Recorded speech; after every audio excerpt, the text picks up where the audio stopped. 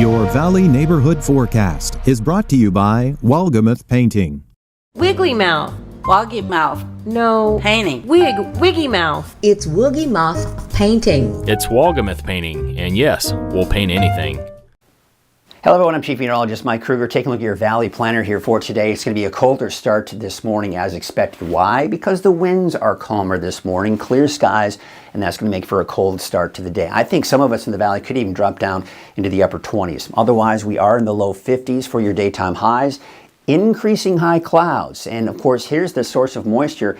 This is clearly an atmospheric river, and the source is coming way out from the western Pacific, making its way here over us in the eastern Pacific. So once again, we've got plenty of moisture heading our way. So let's take a look at Futurecast, and I'm going to compare two different forecast models, by the way, like I did last week. And we're seeing a lot of the same characteristics from what we saw last week and even this week. So confidence is fairly high in what we can expect as we progress through time. So here's what we can expect possibly, right? You're going to 10 o'clock here for tonight. This model, not very aggressive with the snow in the valley, keeping it in the form of rain. And by the way, heavy rainfall at times too. Now you can see we're starting to get a little bit closer late tonight, early tomorrow morning. So could we see that mix in Redding and Anderson, maybe even Red Bluff, Cottonwood?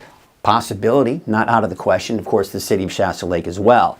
As we go into about 5 a.m., 6 a.m., we start to see, number one, the rain and snow tapering off a bit, but there'll be more coming in behind that, by the way, for Thursday afternoon. But snow levels are starting to rise at this point. We're going to take a look at what's known as the HRRR forecast model, okay? This is one that I showed you last week when we compared the two forecast models. And again, I'm seeing a lot of the same characteristics that we did see last week. This model certainly is getting a little bit more aggressive with the potential for snow in the valley. But again, that's not going to be until tonight. So here we are at 10 o'clock tonight. We're seeing that snow still kind of off to our west. So I don't think we're going to start off with that snow mix. But by late tonight, early tomorrow morning, there you can see that snow is getting really close to Redding and Anderson and maybe even Red Bluff. In fact, as we go into about 4, 5, 6 o'clock in the morning, you can see that kind of nudges a little bit more to the east. So I think the best chances for at the very least, a mix for Redding, Anderson, Cottonwood, Red Bluff, all have that potential for a mix late tonight, early tomorrow morning, really when most of you are asleep and in bed.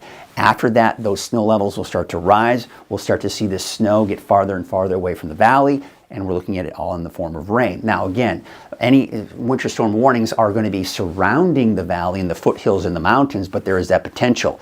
Now we can't forget about the fact that as we focus on that potential for snow in the valley, when it's not snowing, we're looking at rain, and it will be very heavy at times too.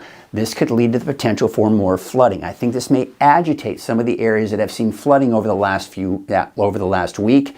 Areas that may have recovered and have seen the recession of that flood, it may begin to reemerge again.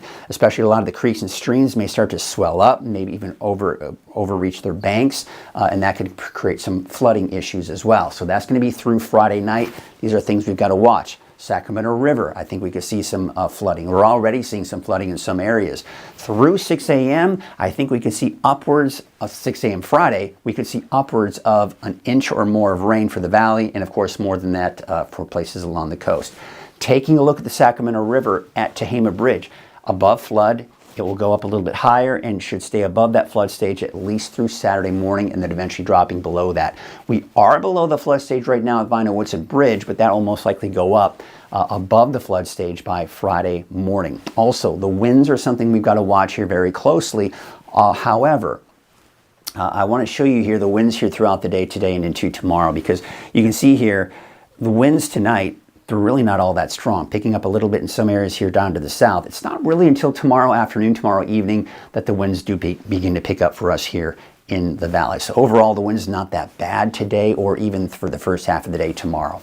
All right, so here's your valley neighborhood forecast to the south. You can see those temperatures, low 50s, 52 degrees for Corning, 50 in Elk Creek, and 53 degrees in Oroville. There's your 7-day forecast for Chico. There's the wet weather on Thursday. I don't anticipate a mix for Chico, by the way. It's mainly going to be to the north of Chico. Chance for more showers on Friday, dry on Saturday, and then maybe a few showers here and there for Sunday, Monday, but I wouldn't count on much, and then drying out again for next Tuesday.